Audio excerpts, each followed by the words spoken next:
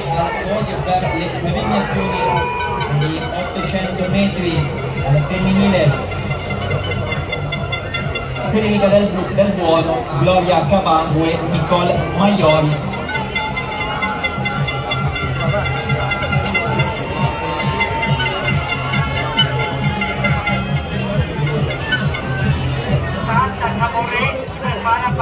Si è messo subito davanti a tirare Marco Aondio, ricordiamo il gran numero 52, arrivato da Giannis Razzalis nella prima serie, che ha fissato la sticella molto in alto.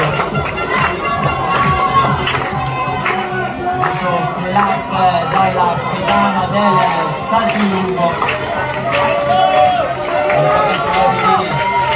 A sinistra spalma Camillo Cavoretti.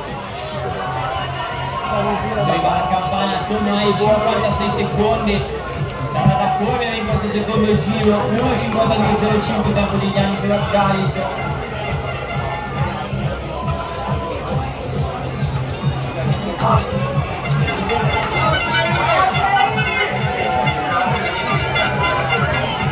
Gruppo che procede ancora compatto sul cordo rettilineo.